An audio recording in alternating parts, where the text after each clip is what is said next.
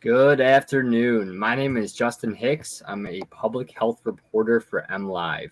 I've spent the last 20 months or so covering all aspects of the coronavirus pandemic. And one of the most popular topics we've had recently has been Pfizer's COVID-19 vaccine for children ages 5 to 11. At MLive, we've heard plenty of reader questions related to youth vaccines, so we thought it best to bring in a few experts in the field to ask your questions. Joining me today, we have Dr. Natasha Bagdasaryan, an infectious disease physician who serves as Michigan's chief medical executive. We're also joined by Dr. Rosemary Olivero, a pediatric infectious disease specialist at Helen DeVos Children's Hospital in Grand Rapids. Thank you both for joining me. Thank you. Happy to be here. Thanks for having us on today. Awesome. Well, we've got plenty of questions, both that I came up with and that we got from reader submissions. So we'll just jump right in. Dr. Bagdasaryan, we'll let you go first. Last week, we had our first COVID-19 vaccine approved for children 5 to 11 years old. What did Pfizer's clinical trials teach us about the safety and effectiveness of this vaccine for children in this age group? I think that's a great question. And the clinical trials, there were over 3,000 children ages 5 to 11, and there were no serious adverse events, which is really phenomenal, including no cases of myocarditis. So not only do we have that data, but we also know that since approval, over 14,000 Michigan children have been vaccinated. There have been thousands of children across the country who've received the vaccine. And not just that, but millions of individuals have received the vaccine of all ages, both in the United States and abroad. So the overall information that we can collect from all these sources shows that the vaccines are incredibly safe and effective. And kind of piggyback off of that, is there a system in place to make sure that if there is a change in that federal regulators would be notified pretty quickly? Absolutely. The safety profile of these vaccines is something that has been studied more closely than I would say any vaccine in the history of vaccinations. Dr. Olivero, you can chime in if you have other thoughts on this, but there's been so much scrutiny on these vaccines. They've gone through all the typical approval steps that a vaccine normally goes through, but then there's been all of this additional scrutiny and opportunities for people to report any adverse events at all. And so those things are looked at on a continual basis by the CDC, by the FDA, and here by the state. And if there were any red flags, we would halt immunizations and act upon those immediately. But again, so far, the data and our day-to-day experiences with the vaccine have been very positive. Great. Dr. Olivero, children in this younger age group are eligible for a smaller dose. It's about 1/3 the size of what older teens and adults are getting. Why is that? And do we anticipate any less protection compared to those who have received a larger dose? That's a wonderful question. And that was actually built into the study design that Pfizer conducted, was actually looking at different doses and really trying to get the most precise with the vaccine dose to provide the benefit of the immunity against severe COVID-19, but also to minimize any of the risks of side effects that can be experienced from the vaccine. So actually the trial looked at 3 different doses of this vaccine product. It looked at 10 micrograms, 20, and then 30. And then 30 is the dose that our teenagers and adults receive. And so they actually provided the data on all those different dosing strategies to the FDA for review. And really the 10 microgram dose was the one that provided the benefit of having vaccine efficacy and providing good protection against COVID-19, not even just severe COVID-19, but all COVID-19 infections in the study participants. But also noted that the side effect profile was the best with that lower dose, that 1/3 of the dose that the adults received. So, one of the mantras that we use in medicine all the time is to use the minimum dose required to have the maximum benefit. And this is exactly what we're seeing with the Pfizer vaccine for this age group. So we're delighted that that's the 10 microgram dose because it's the minimum dose that we need to get children to have the benefits of the protection. And when we talk about this 5 to 11 age group, is there any reason why we've kind of broken down these groups into these specific ages? Yeah, all vaccines are studied a little bit differently with different age cutoffs that are based on a lot of different things, including what we know about, weight cutoffs when you get to kind of more of what we call like a typical adult weight, but also how the immune system functions. So there are a lot of different things that factor into that. Why they chose 5 to 11 versus 4 to 11. I can't really speak to that. There also, though, with this pandemic, there's been prioritization of how these studies have been conducted based on who would get the most benefit from having those vaccines. So if you think about the 5 to 11 age group, those are our younger school-age children, right? And they are generally going to be smaller in size and have slightly different immune reactivity than a 12-year-old or older. So there is some rationale for why those cutoffs were made, but some of it is logistical, like I said, because of the school age population. Okay.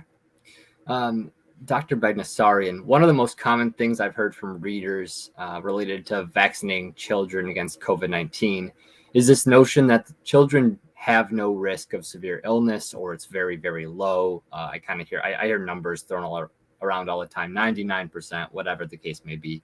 Can you help clarify what the risk is for children and why health officials say it is important to vaccinate this younger age group? So while we can certainly say that younger individuals tend to have less severe outcomes than older individuals as a whole, we really need to think about the entire population and the risk that it poses to an individual. So we can say that looking at the entire population, 1.9 million children ages 5 to 11 have been infected. That's 9% of all US cases. 8,300 have been hospitalized and 94 have died. So those are not insignificant numbers. And I think the only way that we're going to make headway with this pandemic and make headway in terms of coming to a place where people can live with COVID without it causing severe illness and death to this scale is by getting as many people vaccinated as possible. And there's also this notion that it's not healthy children who might have a severe case, might need to seek hospitalization if they develop COVID-19. I think I saw some data that said nationally and in Michigan, about 50% of cases in which a child had to be hospitalized, they had no underlying conditions. Is that something that you're seeing, Dr. Olivero? Yep, that's absolutely what we're seeing. For people who have been hospitalized with COVID, we've seen a fair amount that are teenagers. Some do have chronic medical conditions. Some just have the underlying condition of being overweight or obese. But we have also seen very young children hospitalized with very severe and critical COVID, even to the point of needing maximal life support. So although it is rare, it's still a very clinically important thing that can happen to a child. And I also want to piggyback on top of that we are accustomed of thinking of mortality or death being one of the most important things that can happen from an infectious disease. And absolutely, that is incredibly important. But I think at this day and age, we need to think about things other than death and permanent disability being important consequences of the pandemic. So speaking to death, though, COVID is not completely benign, as has been mentioned. Right now it is the 8th leading cause of death in children 5 to 11 years of age. So it's not number 20, it's not number 30, it's number 8. So it does cause still death in children, but then also the disruption to their academic development, the mental health consequences of having all of the school closures and lack of socialization and normal activities. All of these things are incredibly important consequences of COVID-19. And then also one other thing that we're learning more and more about is the actual percentages of children who end up getting long COVID after having even a very mild or asymptomatic case of COVID-19. Estimates are actually quite variable depending on how the studies are conducted. After looking at many of these studies, the best estimate that I can provide is somewhere between 5 and 10% of children may end up with long COVID after having had acute respiratory COVID-19. And this can really cause a profound disruption in the lives and the well-being of children. Anything from brain fog, difficulty keeping up with cognitive tasks, changes in blood pressure so that they feel like they can't get up to stand without feeling like they're going to pass out. And then for our young athletes, the ability to get back to sports without needing to be cleared by a cardiologist. All of these things are really very important to think about that are different than just the death piece of it. So that's important, but all the other impacts on children are equally important to when we think about the benefits of the vaccination for the community at large, as well as the pediatric audience. Yeah, that's a good point. Dr. Bagdasarian, we have a question here from Christy. She wants to know, is the vaccine mixed with sulfa or sulfate? Myself and my kids have sensitivities. I would say that for anyone who has a specific concern, if you have something that you are concerned about, given your medical history, and you are on the fence about taking a vaccine because you've had a prior vaccine related adverse reaction or allergy, the best thing to do is to speak to your medical provider. So speak to your trusted healthcare provider, your pediatrician, your family practice doctor, and get specific advice tailored to you based on your medical history. All right. Dr. Olivero, adults are told they might experience some mild to moderate symptoms up to a few days after getting the vaccine. Are we expecting children, or are we seeing children having the same symptoms and to the same level? Yeah, so the data that was provided to the FDA by Pfizer reported on all of those different mild to moderate effects of having had the vaccine. Very, very similar to what the adults and the adolescents reported in the trial, and what we've seen as the vaccine has rolled out to millions of individuals throughout the world. So, of course, the local site pain and tenderness is quite common after any vaccine. That's really not unique to the COVID-19 vaccines, and that's by far and away the most common reported side effect. After the second dose, we know we all can expect a little bit more of systemic side effects because your immune system is already primed against the vaccine products, and that is normal and to be expected. But really, in the pediatric audience, those were actually quite mild as well. And really, the only children who received experienced a very high fever were in that 30 microgram group, which is not the approved dose for the 5 to 11-year-olds. So I think that's really promising information about the very typical usual side effects from the vaccination. Absolutely. And if I could just piggyback along with that answer, which is completely correct and I agree with, one of the things that I will tell my patients is after you have a vaccine, if you're having some of those mild side effects, it's really a sign that your immune system is working, that you're making those antibodies. So none of those are things to worry about, and in fact can be a sign that the vaccine is going to be effective. And kind of to piggyback off of that, and Dr. Bagdasarian, you can take this one. Are there certain things that parents should keep an eye out for that may be a cause for concern that there may be an adverse reaction occurring? Sure. If your child is having high fevers, if your child is having pain and redness around the injection site that's continuing to expand, if there are symptoms that are becoming more severe, those would be things to talk to your medical provider about.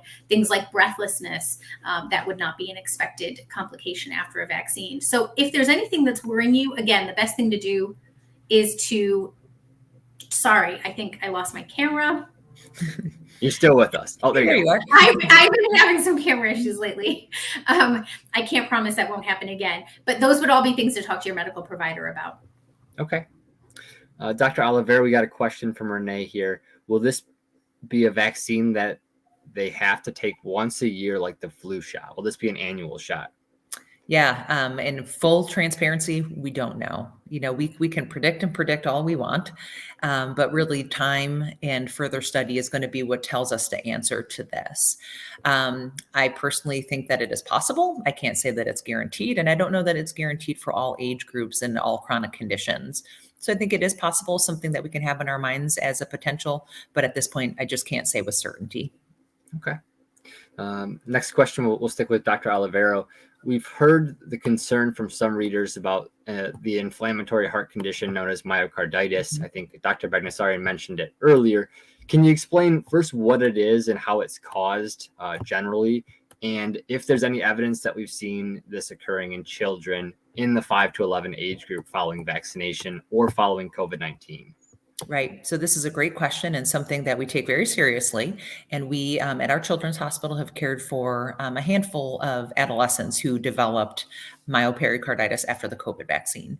So what this is, it is an inflammatory response that affects the heart muscle and the lining of the heart after receiving the COVID-19 vaccine. It much more commonly has occurred in males. And kind of in the older teenage to young adult age group is where we saw the peak of the cases. Now, it did still happen to females, and it did still happen to some of our younger adolescents, but much more so males and older teenagers to young adults. And most individuals, again, it happens after the second dose of the vaccine, and they will experience chest pain, will be the most common symptom that they will have. And so if that occurs, then a medical evaluation is undertaken. There are actually a lot of things that can cause the symptoms. So a thorough evaluation to make sure there's no other cause of that chest pain is certainly indicated. And if it comes to be that the evaluation shows that this is not a quickly identifiable cause and it could be a vaccine effect, then the great news is that almost all of the individuals who experienced post-vaccine myopericarditis responded really quickly to even a single dose of an anti-inflammatory Motrin or ibuprofen. And really, people have recovered very nicely from having this vaccine side effect. Now, I think it's important to note how often this happened. So the rate of this occurring is 1 in 100,000 second doses of one of the mRNA vaccines. So it's extremely unlikely that it's going to happen. It's a very rare side effect. It's important, and we certainly take it seriously, but it is very, very rare. So on the flip side, we have to think about, though, is what are the cardiac effects of having had natural COVID? Because it helps us think about this 1 in 100,000 chance of your child having this vaccine reaction versus something happening from natural COVID. And again, if you can predict that, 5 to 10% of children and adolescents are going to have something negative happen that could be pretty clinically significant, like long COVID or myocarditis from COVID itself, or multi-system inflammatory syndrome, the risk of having something negative from the vaccine compared to having something happening from the natural COVID infection, it's about 10,000 times more likely to happen from natural COVID, not the vaccine. So vaccinating is an action. Choosing to not vaccinate is also an action. And both of them have their risks and their benefits. But as we look at the numbers and we look at the statistics, it very much favors the safe side, which would be the vaccination. And I may have missed it there. Did you note the outlook on folks who are diagnosed with myocarditis? What does that look like? Yeah. So one of the important things is that this is something we have to follow over time. Again, we're with a new playing field with COVID and everything that we're dealing with COVID. So we are planning for long-term follow-up with our pediatric cardiologists so that they can follow their heart function over time. And the children that we've managed here in West Michigan have all made a complete recovery, which is really wonderful. And if we look at the experience of our pediatric cardiologists throughout the country, they are reporting the same. So it's clinically important to diagnose, it's important to manage, but the outlook, the long-term consequences look to be very, very reassuring at this point in time. Good.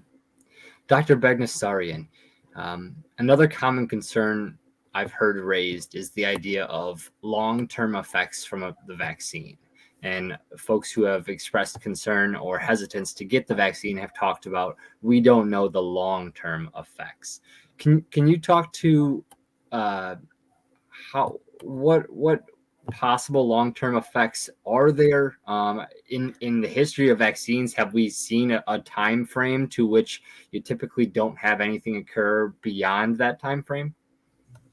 I think that's a great question. The way that these vaccines work is they are not products that are being put into your body and then staying in your body long term. And so the likelihood of having a long-term consequence due to a vaccine would be exceptionally low. What we're really looking for are events that are happening usually immediately. So for example, if someone's going to have an allergic reaction to a vaccine, that's usually something that happens right away, within potentially even minutes. So the likelihood of having a long-term effect from the vaccine is very, very low.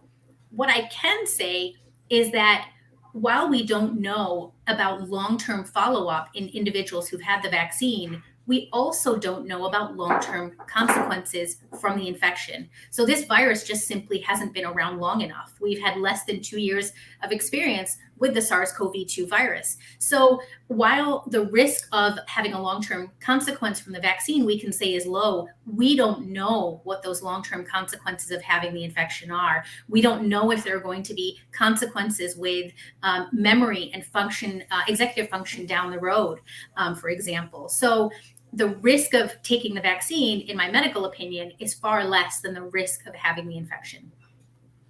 In looking at historically at vaccines, have we seen situations where people experienced effects from a vaccine 6 months, a year down the road, the time that we haven't quite gotten to yet for these folks with vaccines? That's not something that we typically see with vaccines. That's not the way that these work, because we're really talking about putting a product into the body that is only there for a short period of time and then having the immune response. So the long lasting effect is not from the vaccine itself, but it's from your immune system that's recognizing the antigen that's being presented. So the way these are working is essentially we're giving your immune system a blueprint and saying, watch out for this protein.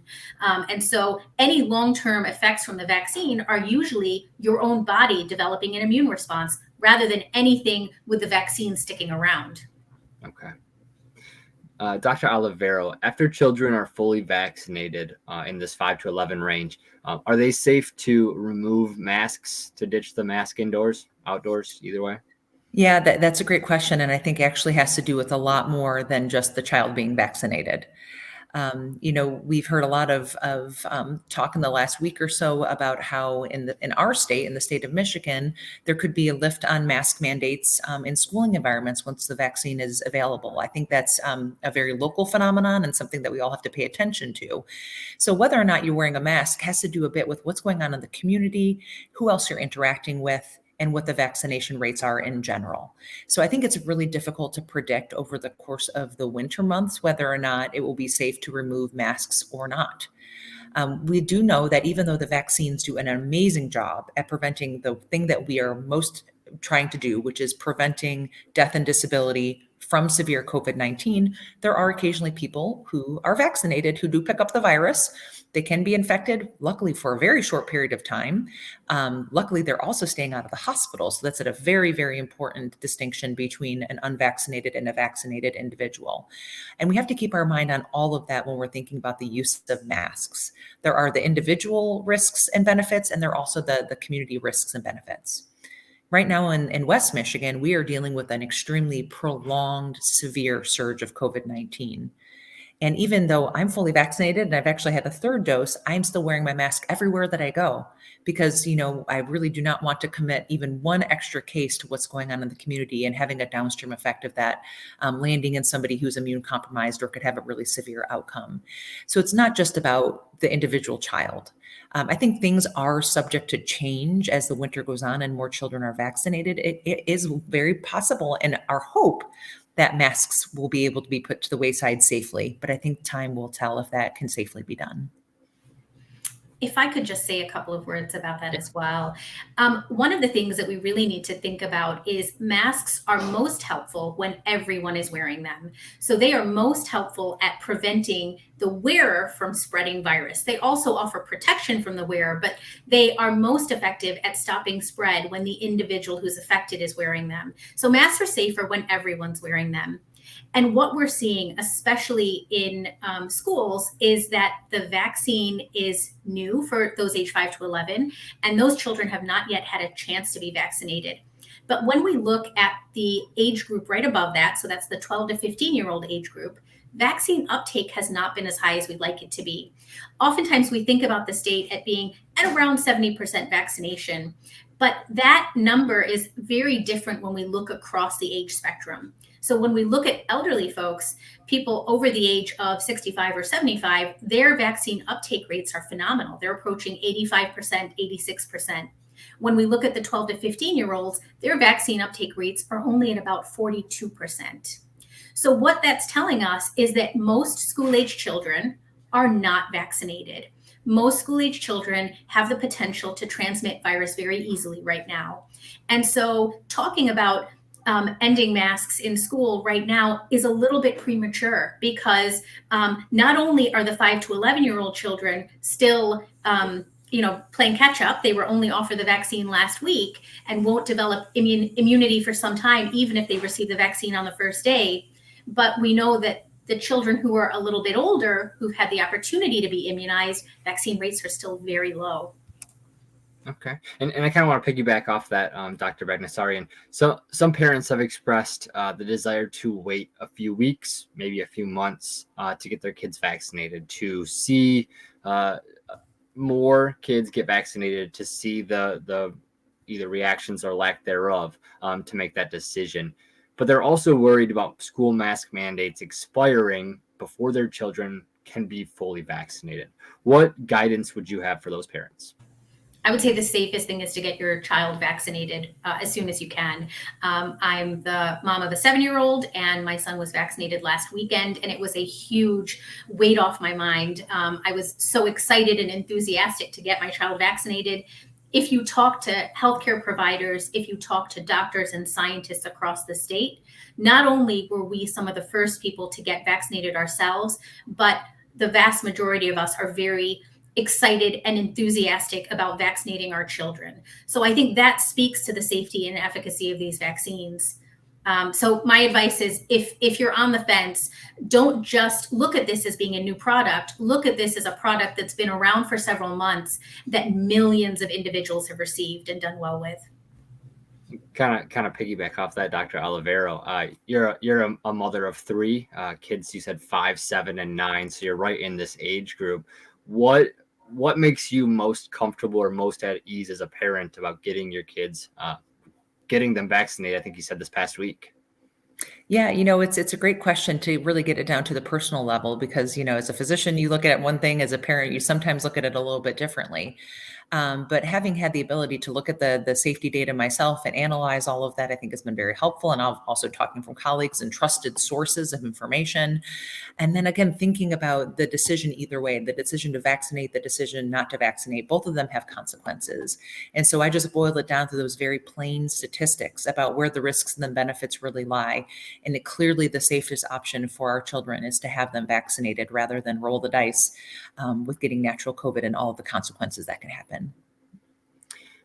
Dr. Bagnassarian, what's your advice to children or to parents with children who have already developed some level of natural immunity from prior infection as it pertains to the vaccine? We are still recommending vaccination for those who have a history of a prior infection. And the reason for that is we don't really know enough about the immunity from a natural infection. We don't know how long it lasts or how protective it is. It can be very variable depending on the type of exposure. And the vaccine is a much more consistent way to deliver that immunity. It's a much more consistent way to show the immune system, this is the protein to watch out for next time you're exposed. And so based on that, if someone does not actively have infection, it's safe for them to go ahead and get vaccinated. Okay. Now, children need consent, parental consent to get a vaccine, as I understand. Can a child show up and get a vaccine without their parent being there? Dr. Olivero? No, they cannot. So, children are minors. So for all medical procedures, excluding very select ones that are confidential for a teenager, children really do need their parent to accompany them and to provide consent on their behalf. Okay. Near the end here, Dr. Bagnassarian, for parents who want to get their child vaccinated, where can they go? What can they do to do that as soon as possible? The easiest way is to go to vaccines.gov and type in your zip code. You'll get a list of places that are offering the vaccine. And then it's simple and easy in most cases to get your child an appointment. The supply is there. We're hoping that the demand continues to increase as people learn about their friends and neighbors and family members getting vaccinated. So the simplest way would be to just check on that website. We've got vaccines available in pediatricians' offices, in hospitals across the state, in local health departments, and in pharmacies. And then last question for both of you. We'll start with Dr. Olivero. If there's one takeaway you want parents who are watching this to come away with, one reassurance or one thing to keep an eye out for, what would that be? I think the bottom line and the message that I think is the most important for us to understand is that vaccination against COVID-19 is by far and away the most important way to protect your child and our community at large.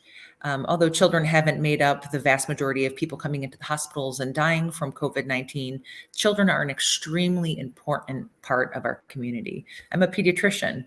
I spend my career focusing on children. And I think for a lot of this pandemic, children have really kind of played a minor role in the shape of the pandemic, but they are incredibly important for their own personal health protection and their ability to stay in school and meet their developmental and educational milestones, but then also to provide herd immunity to our community at large.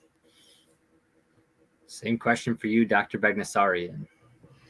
I agree with everything that Dr. Olivero just said. And I do want to just point to this current surge that we're experiencing in Michigan. What we saw was that the surge was related to schools opening, and the surge was led by children ages 5 to 18. Now we've seen a trickle down, and we've seen cases in other age groups as well. But what we're seeing across the state was really because of outbreaks and transmission happening in schools. So the only way to really get things under control at a community level is to look at what's happening in this largely unvaccinated population and to try to help them get vaccinated. So that's number one. Number two, I think that we've all been through the shared trauma of this pandemic. There's been a lot of negative consequences of this pandemic, not just for those who've been infected with the virus, but for those who are just dealing with social isolation and all of the other things that come along with it. And one of the big things for our children has been missing time in-person school. My son was out of school for a year. He was doing Zoom learning for a year, and it was not easy. It was not easy for us. It was not easy for him. And one of the things that we can do to try to get kids back to a place of normalcy and get kids back in-person school without quarantine, without school shutting down, without outbreaks, is to help them get vaccinated. Great. Well, Dr. Olivero and Dr. Bagnassarian, thank you so much for taking some time today to chat with us and answer some questions. Thank you to everybody who joined and asked some questions either by email or in the chat. If you have any further questions, feel free to reach out at covidquestions@mlive.com, and I will pass those on to the health officials who can help best answer them. So thank you so much. Thank you. Thank you.